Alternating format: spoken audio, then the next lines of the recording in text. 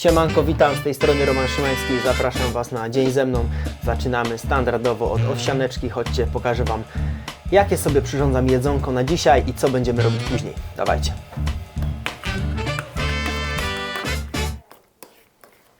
Panowie, przyjęliście tak rano, to Wam też zrobić śniadanko? Franko, co tam za marudek?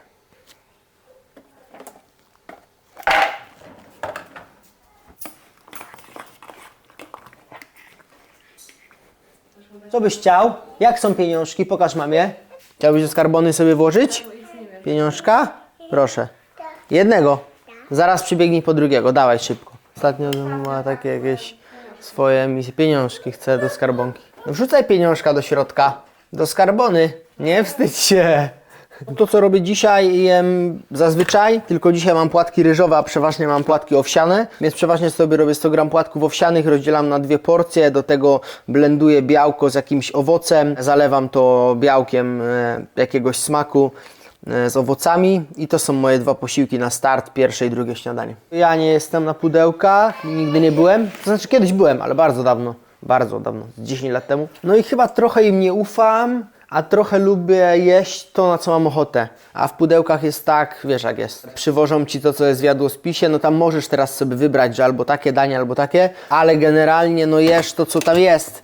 A ja lubię wstać rano i sobie pomyśleć, mam ochotę na owsiankę, mam ochotę na jajka, jem jajka. Także to jest trochę kwestia mojego podejścia, a trochę też tak, że nie ufam im jednak, że dobrze liczą te kalorie, dlatego korzystam cały czas z apki i wszystko, co wkładam do buzi, to wszystko wpisuję tutaj. I wtedy mam to dokładnie zliczone i policzone. Inaczej to nie działa. Zawsze przed wyjazdem już jest taki kurde głód, że już sobie wymyślam różne potrawy, sobie tam robię, żeby było ze słodzikami i wiecie, że oszukiwać organizm. No i zawsze przed wyjazdem robię sobie już sernik na takiej typowej mocno głodówce. Nie katuję się tym, a wręcz sprawia mi to przyjemność, bo wiem, że za chwilę go będę mógł zjeść. Zawsze jest to serniczek. Ostatnio chyba był słony karmel. Karmel się ciężko robi w ogóle. Łatwo go przypalić w garnku. Przeważnie na YouTubie oglądam jedzenie. Sporo jedzenia. W ogóle taka ciekawostka, to powiem od siebie na start, z moim kolegą Filipkiem Swojczyńskim, którego serdecznie pozdrawiam. Niedługo pewnie odpalimy swój kanał na YouTubie, będziemy nagrywać jak gotujemy. Może będziemy tam zapraszać jakichś gości. Filip jest szefem kuchni w restauracji Tu w Poznaniu. Dostali ostatnio wyróżnienie Michelinki. Myślę, że to będzie bardzo fajny projekt. Tym bardziej, że mamy ze sobą wspólną historię. Razem boksowaliśmy w kadrze Wielkopolski w boksie amatorskim. No, to może być coś fajnego. Więc na YouTubie oglądam często jedzenie, samochody. W ogóle nie oglądam meczy. W ogóle. Nie pamiętam, kiedy obejrzałem jakiś mecz. Może z parę lat temu. Ale recenzje, ciekawostki, który piłkarz za ile został sprzedany, gdzie i tak dalej, to oglądam. Okay. Ale meczy w ogóle. A jeśli chodzi o taki odwrotnie z kolei z drugiej strony wieczorny rytuał, taki wiesz, odmurzania telewizyjny, to co czwartek, czyli właśnie wczoraj, wjeżdżają chyba, ile jest kochanie odcinków? 4? 4 odcinki na Wspólnej pod rząd. Co czwartek na playerze wjeżdżają odcinki na Wspólnej. Walczyłeś z zawodnikiem, który został właśnie ogłoszony na Gliwice. Saladin Parnas.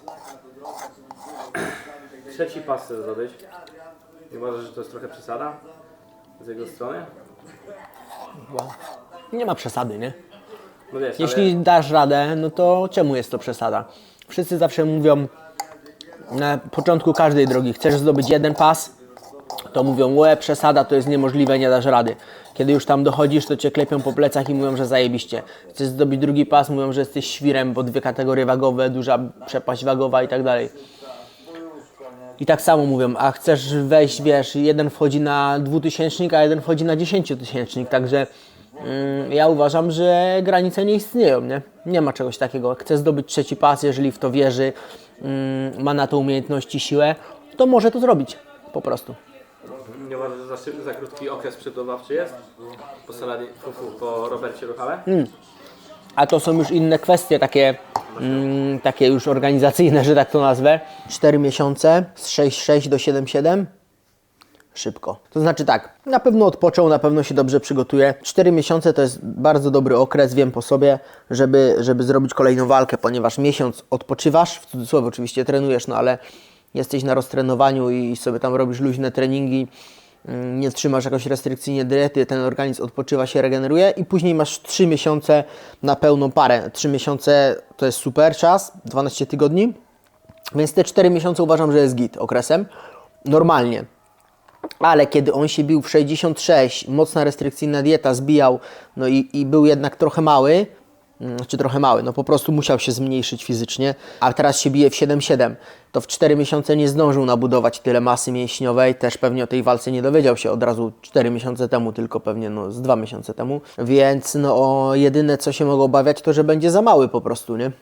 Że wiesz, no będzie taką mocną 70, ale na 7,7 to jest naprawdę przepaść, to jest, jakby mu dali jeszcze pół roku, i w jego wieku, bo on jest młody gość, cały czas się rozwija, ten organizm ewoluuje, wiem po sobie, bo też z przygotowań na przygotowania jest więcej tego mięsa,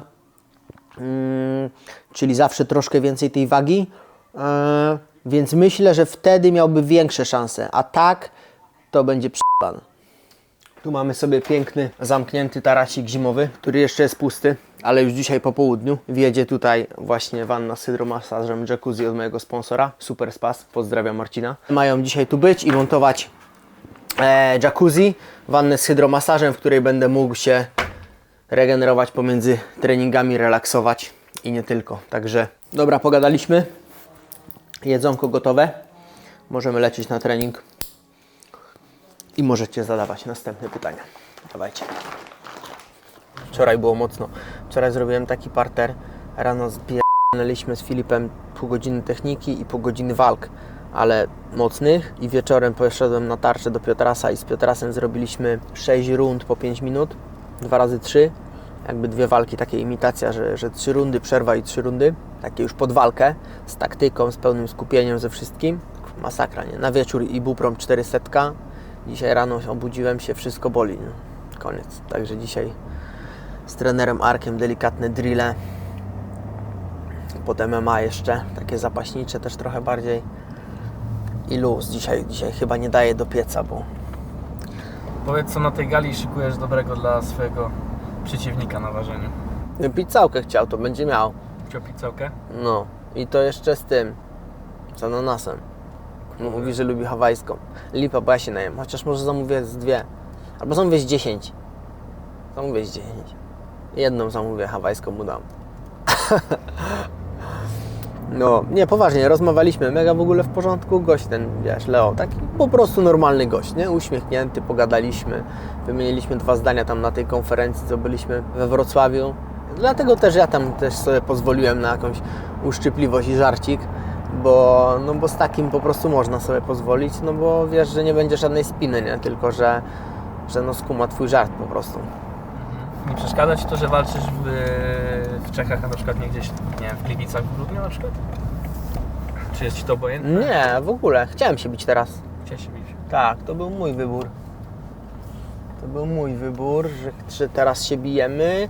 Nie chciałem czekać, chciałem się bić teraz, no.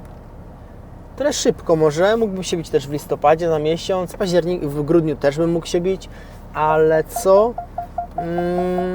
Kurde, jakoś tak chciałem, żeby później kolejną walkę zrobić na początku roku jakoś zaraz, żeby dobrze rozpocząć rok, nie? Bo jakbyś się bił, jak się bije zawsze pod koniec roku, gdzieś tam Gliwice, coś, ten grudzień na dużej gali, to jest zajebiste oczywiście, bo mocna gala zawsze, ale później kolejną walkę mam zawsze kwiecień, albo maj, albo nawet czerwiec, więc później ta walka wypada w połowie roku i później znowu koniec roku, a tak miałem taki pomysł, że jak zawalczę na początku kolejnego roku, to uda mi się znowu zmieścić 3 walki w roku, nie? Na przykład zawalczę sobie tam, nie wiem, luty, marzec, powiedzmy, później gdzieś lipiec, w wakacje i później znowu na koniec roku zawalczę.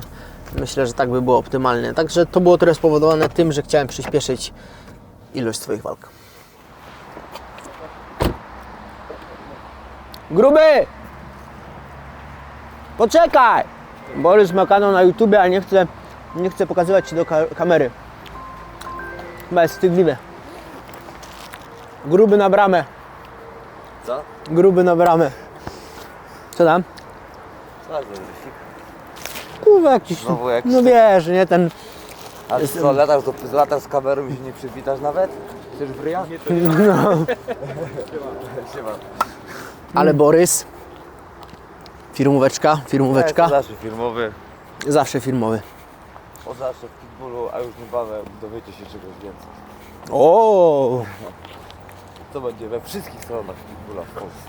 no, ja już o tym wiem. No, będzie tam moje działo. Słuchajcie, właśnie mnie operator spytał o to, czy Romek się przykłada na treningach. Jeżeli jesteś w KSW, jesteś w topie, jeżeli lejesz się od tylu lat, to nie ma treningu, do którego się taki człowiek nie przykłada. Przykłada się do każdego treningu. A jak się nie przykłada, nie on, tylko jeżeli ty się nie przykładasz, jesteś zawodnikiem, to nic z ciebie nie będzie. Trzeba się przykładać. Coś potrafię, nie? Ja się nie chwalę, ja mam talent. A tak naprawdę to chyba jestem z tego typu, który bardziej musi się hamować niż... Nie? Też tak myślisz? Tak, musi się hamować, bo jak się nie hamuje, to wiecie jak to się kończy? Złamaną łapą na Narodowym. Ja. Ale dzisiaj luźniutko, już tylko ostatnie drille, wiesz, nie? 7 dni to już... Dobrze, przodem zejścia. Od razu pozycja do walki, Jedna noga z przodu, od razu wstaje. Uwaga, start! Jeżeli chodzi o przygotowanie obecne Romana Szymańskiego do walki, to mogę powiedzieć tyle, że zrobił ostatnio ogromny postęp, a i tym bardziej zawsze był chętnym, sumiennym i skorym do współpracy zawodnikiem. Obecnie jego zaangażowanie i to wszystko, o czym powiedziałem, powoduje, że jego poziom sportowy wzrósł zdecydowanie i myślę, że bardzo dobrze i skutecznie pokaże to w najbliższej walce.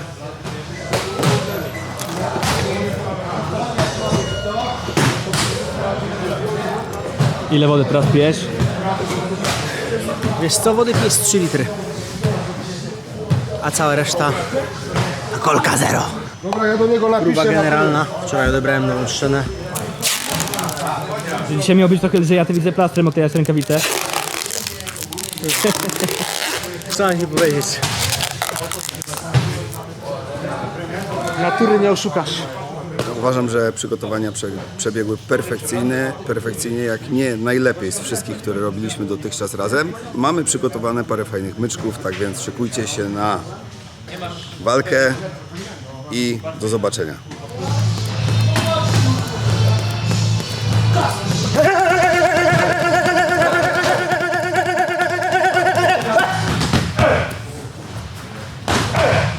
Widzę, że lubisz tatuaże. Jakaś większa historia się wiąże z każdym z nich. Z każdym się wiąże jakaś historia. Z każdym fajna, z każdym inna. Może opowiem wakacyjną, bo wakacyjna jest najfajniejsza. Jak już jesteśmy przy tatuażach, poczekaj.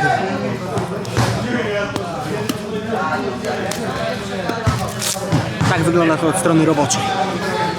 Byliśmy sobie w Tajlandii z Natalią. Była brzydka pogoda pewnego dnia, nie było co robić. Tak sobie idziemy na spacer, gdzieś tam deszcz padał, musieliśmy się schować do jakiejś restauracji, gdzieś tam coś.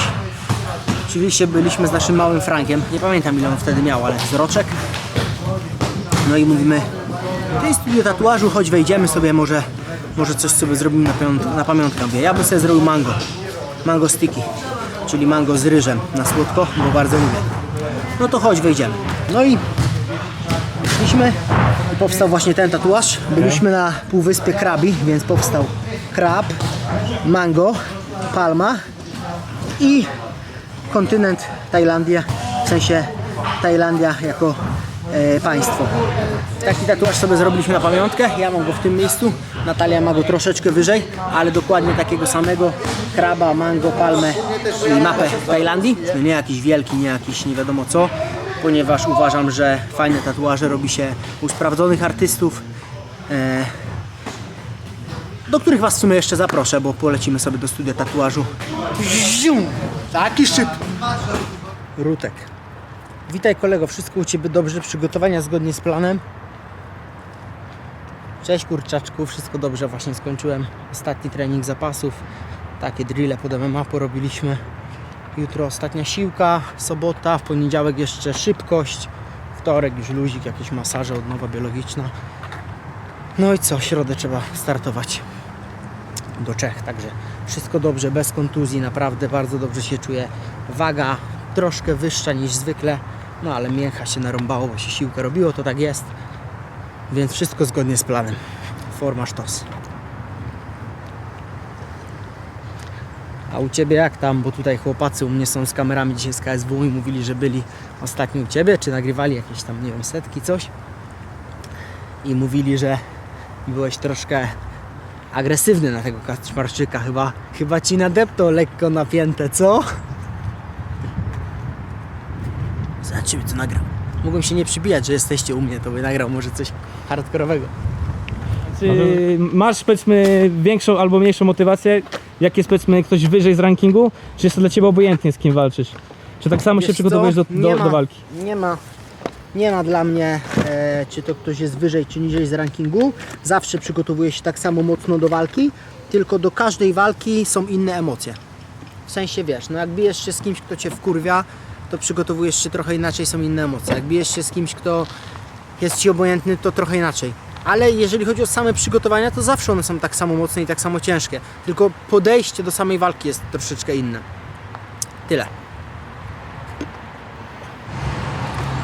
Siemanko, przyjechaliśmy właśnie do pizzerii Barabu w Poznaniu, gdzie zapraszam Was na najlepszą pizzałkę, jaką możecie tutaj zjeść. Ja niestety dzisiaj na pudełku, bo walka już coraz bliżej, ale Wy, operatorzy, zapraszam.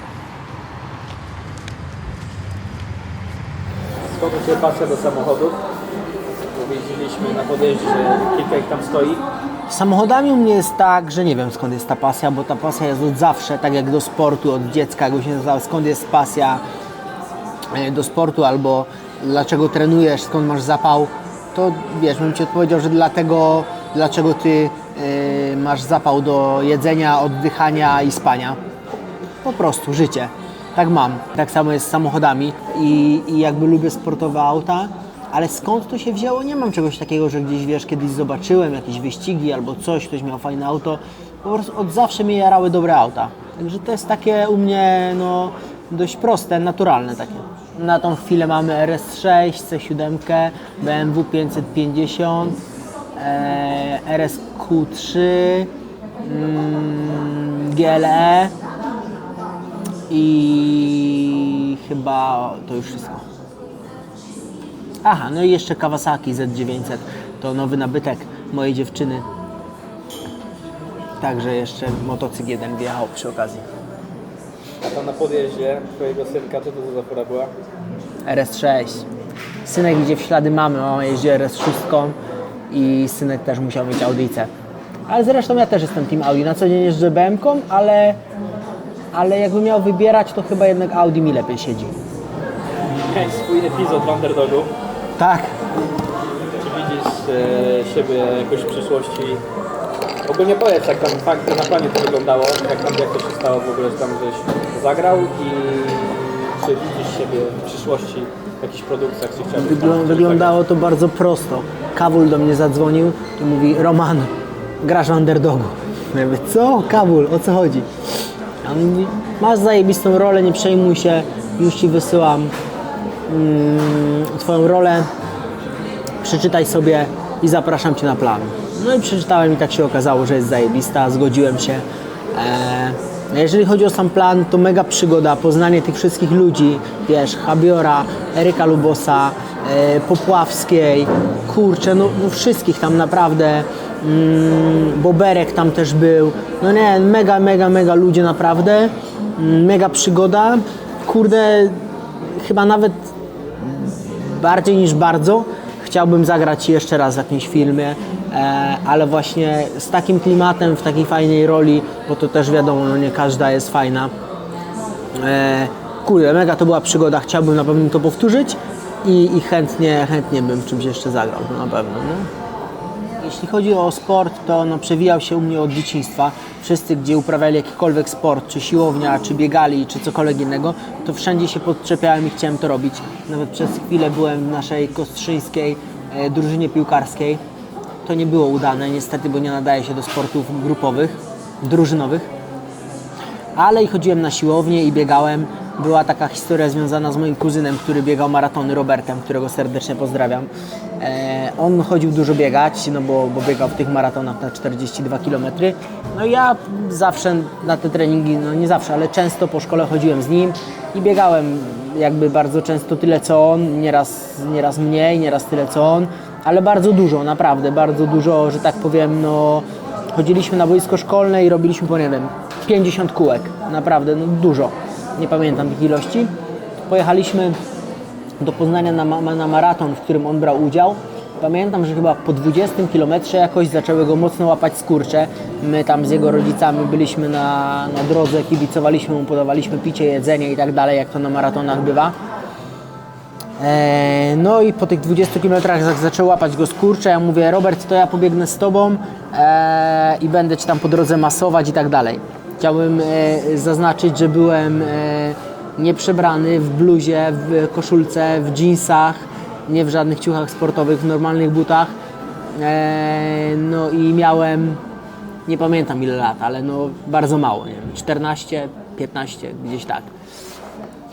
No i pobiegłem z Robertem te ostatnie 20 km tego maratonu, to było mega przeżycie. Niestety ściągnęli mnie chyba z kilometr albo 500 metrów na Malcie, tutaj właśnie przed metą, no bo biegłem bez numerka w dżinsach, więc to było dziwne, więc ochrona mnie ściągnęła z trasy, ale przebiegłem jakieś 20 km wtedy z Robertem, pamiętam, w dżinsach, także to było coś, no. A potem już coraz mniej biegałem, a coraz więcej się biłem. Dobra, pojedliśmy, wy sobie zjedliście makaronik, ja zjadłem swoje pudełko, możemy lecieć dalej, teraz pojedziemy do mnie do studia tatuażu, do Fame Tattoo, pokażę Wam, jak to wygląda od zaplecza, a później jeszcze jedna niespodzianka, pojedziemy do mnie do domu i będzie się działo coś ciekawego. Zapraszam, dawajcie. Jeżeli miałby dojść, to nie dojdzie do trzeciego narodowego i miałbyś tam zawalczyć, to masz jakiegoś takiego wymarzonego przeciwnika, niekoniecznie z KSW.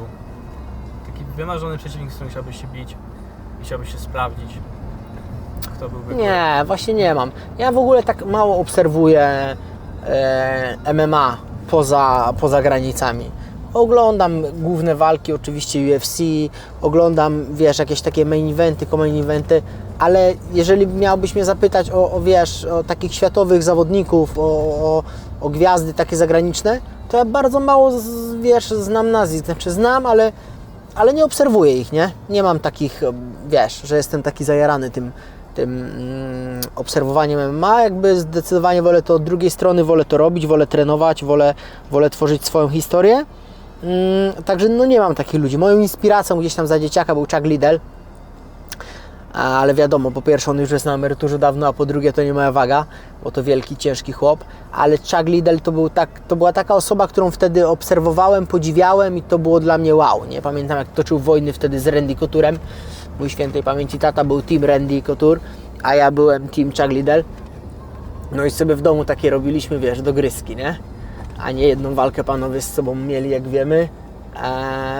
Więc to był fajny czas, taki, który też nas z ojcem mocno połączył, bo wiesz, mieliśmy gdzieś tam swoich takich w jednej kategorii wagowej faworytów i sobie to oglądaliśmy. I to był czas, gdzie chyba więcej nawet obserwowałem zagraniczne gale i więcej miałem wiedzy niż teraz mam, bo teraz mocno się skupiłem gdzieś na swoich treningach, na sobie i tak naprawdę mniej obserwuję te zagraniczne gale.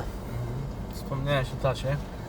Powiedz mi w takim razie, czym jest dla Ciebie rodzina? Wiesz, czym jest dla mnie rodzina? Rodzina jest dla mnie czymś najważniejszym. Ja teraz mam takie porównanie, jak mam swoją rodzinę, moją Natalkę i mojego synka Franka. Kiedyś myślałem, że sport to jest wszystko, że sport to, wiesz, jak wygrywałem walkę, to mi dawało tyle radości, że wiesz, młody Bóg, nie? A teraz jest tak, że mój synek przychodzi ze żłobka, biegnie, przytula się, tata krzyczy, wiesz, nie, się cieszy. I to mi daje tyle radości, że jak sobie pomyślę na przykład wygrać walkę, to jest taka radość, euforia top, ale jak patrzysz na tego dzieciaczka, który jest zdrowy, który się cieszy, który do Ciebie biegnie, któremu codziennie, ja to nazywam, że wgrywasz nową taką apkę, nową aplikację, wiesz, jednego dnia nie umie tego, na drugi dzień już umie na przykład, no nie wiem, powiedzieć samolot albo cokolwiek innego, a dzień wcześniej tego nie umiał. I jak sobie patrzysz, jak on ewoluuje z dnia na dzień, mając te 2 latka, no to jest jakaś zadyma, nie? To daje mi taką radość, że to żadna wygrana walka w ogóle nie ma z tym żadnego porównania, więc jakby Jakby rodzina jest czymś takim, co daje takie szczęście, spokój, nie wiem, cel w życiu, ale z drugiej strony jest też taką mega dla mnie podstawą. Żeby móc robić wszystko inne, to w domu musi być stabilne. Chyba tak bym to spuentował, no. Dojechaliśmy do studia. Zobaczymy, czy nam w ogóle otworzą.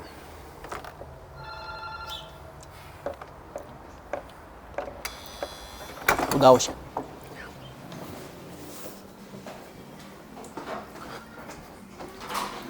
Siemanko. Cześć. Cześć. Tutaj nasza pani menadżer, właśnie Emilka, bez której nic by się nie udało. Emilka, dzień dobry. Cześć. Bez tej pani naprawdę to wszystko, co tutaj ma miejsce, te kilka pomieszczeń, kilku artystów, to by nie działało. Naprawdę ona spełnia swoje zadanie w 120%. Ja tutaj tylko jestem. Rutek właśnie odpisał. Uwaga. No to fajnie, wszystko jest dobrze. To teraz tylko czekamy na pojedynek, żebyś go trochę tak, nagrywaliśmy we wtorek, no wiesz, on po prostu mnie zawsze irytuje ten człowiek. A jeszcze teraz jakieś tam wypisuje, kurwa, wiesz, w sieci coś, głupoty. Nie było tak źle, ale trochę tam powbijał szpilek, no. Emilka, na razie, pa. Cześć dziewczyny. No, to tak wizyta na szybko w naszym studiu tatuażu. Lecimy teraz do mnie do domu, a tam już czeka za nami niespodzianka. Będzie grubo, chodźcie. Chciałbym wrócić jeszcze do tego narodowego, bo to jest takie no, naprawdę duże wydarzenie, nie? 2 gale tylko były na narodowym.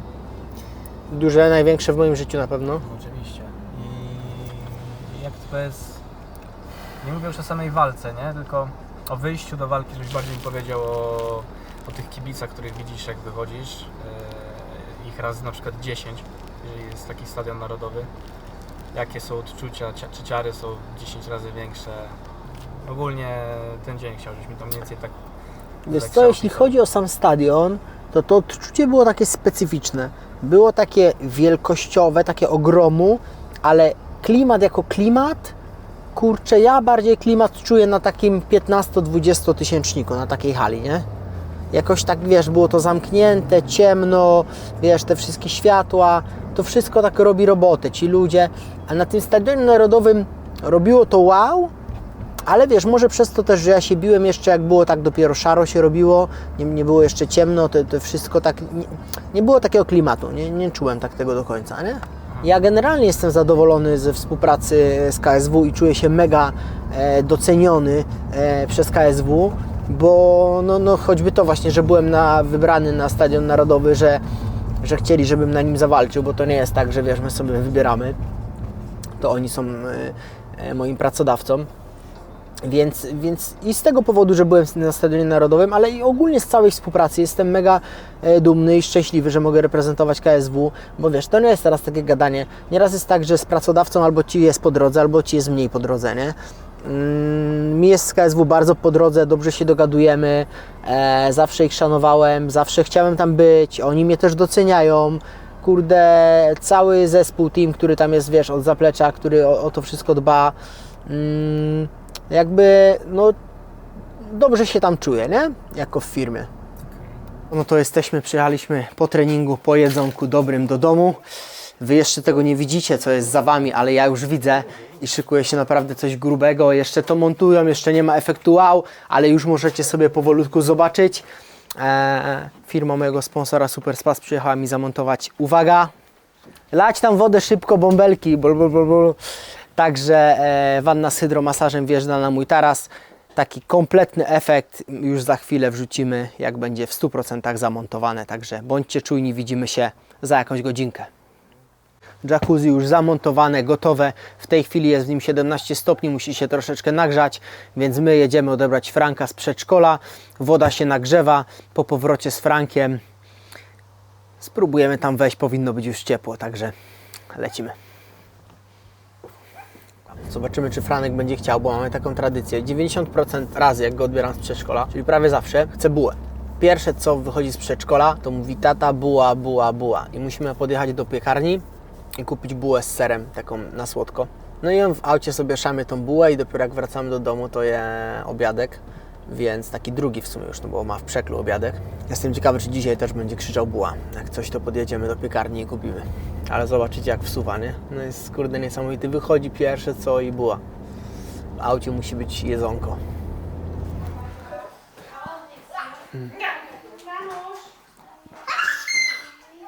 Dzień dobry. Zakładasz buty? Cześć! Przytulasek. Mocny. Z całej siły. O, i buziaczek. Buziaczek. To jest ten pan, co był rano w domu? Z kamerą? Tak. Jedziemy do domku? Tak, mamy. Do mamy jedziemy? Tam. No, gdzie twoja szafeczka? Przebieramy się. Gdzie masz buciki? No. Ściągniesz swoje pampuszki? Mamy. Okej. Do mamy jedziemy? Proszę rączki. Mój. Twoja rączka, ale zakładamy. Też czapę weźmiemy, co? Poczekaj. Do widzenia. Jedziemy do domku do mamy. Uwaga, pasy, mocno. A jedziemy prosto do domku, czy chciałbyś bułę? Do domu? Tak. Okej. Co? Nie jedziemy po bułę? Jedziemy czy nie? To tak czy nie? Chcesz bułę? Proszę. Co tu się stało? Tu, fata. Co tutaj było? Bum? Farba? Tak jak widzieliście, ostatnio był incydent, Franek pokazał, zresztą siedział w środku, jak był ten wypadek, gość wyjechał z parkingu tak naprawdę i w nas uderzył prosto w drzwi Franka, na szczęście nic się nie stało, ale no awanturka była, nie? No dobra, to jesteśmy na końcówce już dzisiejszego dnia, przechodzimy do pytań z Instagrama. 3 ulubione potrawy poza pizzą. Burger schabowy i trzecia, myślę, że pad thai. Ulubiony zawodnik MMA. Krzychu 888 zapytał. Krzychu 888. Kurde, ciężkie pytanie. Nie mam ulubionego zawodnika MMA takiego, ale nawiążę do tego, od którego wszystko się zaczęło i zacząłem się jarać MMA, czyli Chucka Liddella, który już jest dawno na emeryturze. Co myślisz o trylogii z Walerią Mircią? Czy w razie odmowy przeciwnika, Waleriu, byłbyś gotowy na styczeń? Na Waleria jestem gotowy nawet jutro. Do 3 razy sztuka, jeśli chodzi o pas. Jeśli wyjdzie, to podbój drugiej kategorii, czy obrona mistrzowskiej twierdzy? Nie wybiegam tak daleko. Na pewno jeśli wyjdzie zdobycie pasa, no to znaczy ja się dobrze czuję w tej 70, to już mówiłem nieraz i raczej nie wyobrażam sobie iść wyżej i bić się z tymi wszystkimi wielkimi wielkoludami, którzy dużo ważą, ani też nie wyobrażam sobie schodzić niżej do 66, bo jest to raczej mało realne w moim przypadku, także obrona pasa. Która twoja walka była najtrudniejsza? Nie wiem czy najcięższa, ale bardzo trudna, gdzie przeciwnik mnie mocno zaskoczył swoją dyspozycją. Była walka jeszcze w poprzedniej federacji z Adamem Golonkiewiczem, którego serdecznie pozdrawiam. Gość już dawno się nie bije, teraz więcej jeździ na kolażówce, ale mega przemiły, sympatyczny gość. Gdzieś tam nawet wymieniamy nieraz sobie wiadomości na Instagramie. Także walka z Adamem Golonkiewiczem była jedną z najcięższych w mojej karierze. Nie, że ją zlekceważyłem, ale no myślałem, że ona będzie lżejsza, bo Adam był taki wtedy mniej znany, no postawił takie warunki, tak się przygotował fizycznie, motorycznie, po prostu no postawił mi takie warunki, że po walce, kiedy ją wygrałem, sobie myślałem, jaka przeprawa. Były walki z zawodnikami, którzy byli bardziej medialni, bardziej nadmuchani w cudzysłowie, a były lżejsze niż z nim, także pełen szacun dla tego gościa, bo no naprawdę mocno. Młody Radson zapytał, ile na klatę? Ojej, nie mam pojęcia. Kiedyś wyciskałem chyba ze 110, ale to było bardzo dawno, a już od bardzo dawna nie próbowałem, bo no nie robimy takich treningów, prawda? Robimy treningi po wiele gdzieś tam powtórzeń, najmniej to 3-4 powtórzenia na sile, a takich pojedynczych się nie robi. A takiej klaty stricte to nie pamiętam, kiedy robiłem takie ćwiczenie, wiesz, dużo rzutów piłką, martwych ciągów, zarzutów, podrzutów, przeciąganej linii, rzucania piłką, przepychania sanek i tak dalej, ale na ławce nie pamiętam, kiedy się położyłem. To bardzo ciężkie pytanie od Gienka Gawryluka. Jeżeli Romek to Roman, to kim jest Tomek? Tomasz. Alanek 2047, pies czy kot? Pies. Jakbyś przegrał, czy myślisz o zmianie kategorii? Nie. 70 to moja kategoria. Czy bym przegrał, wygrał 10 walk z rzędu. Kiedy wpadasz znowu do Puław? Nowa sala czeka. Kawarda, siemanko. Dziękuję za zaproszenie. Wpadnę do Puław na pewno. Myślę, że jeszcze w tym roku, może na okres jakoś świąteczny. Tak, słyszałem, że jest nowa sala, już odpaliła, że już dostałem nawet zaproszenie na otwarcie. Ale niestety chyba ono jest właśnie jutro albo pojutrze otwarcie tej sali. Takie oficjalne, bo tak, to tydzień przed moją walką miał być, więc dlatego nie mogłem się pojawić na tym otwarciu. Ale na pewno jeszcze w tym roku zawitam potrenować z Wami. Jakie kolejne autko? No i to jest temat rzeka. Bo pewnie jakbyście mnie o to zapytali tydzień temu, to bym powiedział coś innego.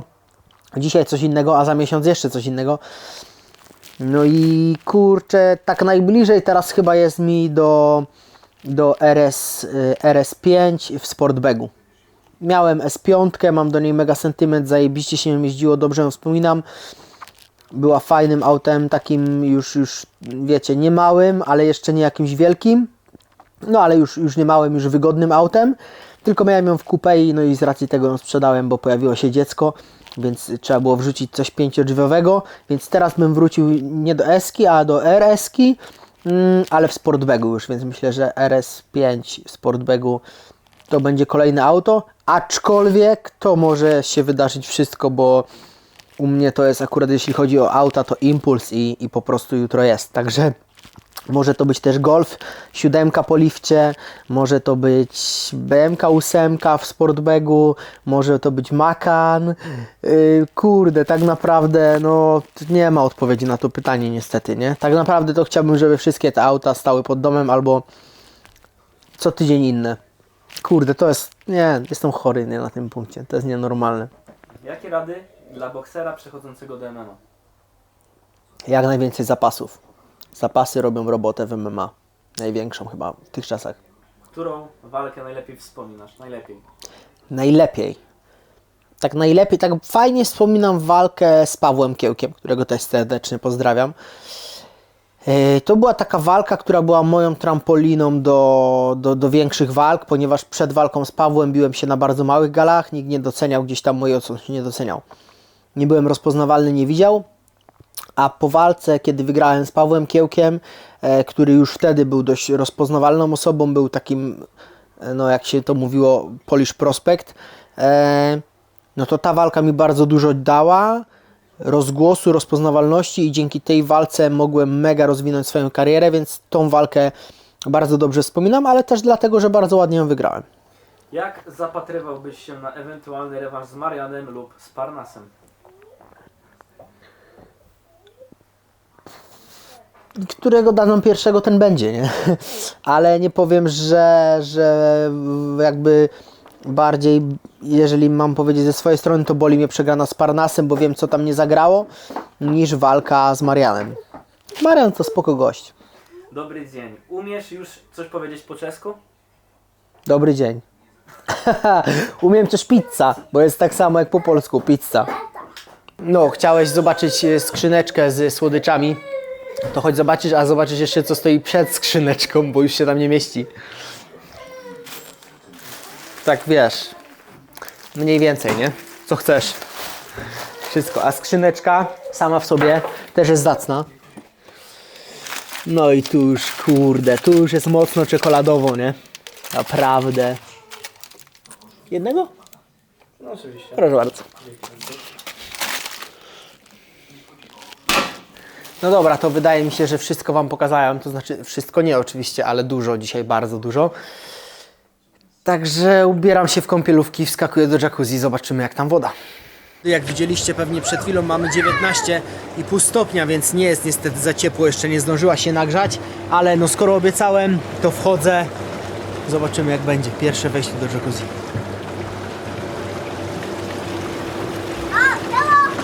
O, 19 stopni to może być ta woda, która wychodzi z tego, co? Tej Z pompy. ziemi, trochę jak głębinowa studnia. Ale zobaczymy chociaż czy wygodnie będzie. Prawie jak kro. Woo!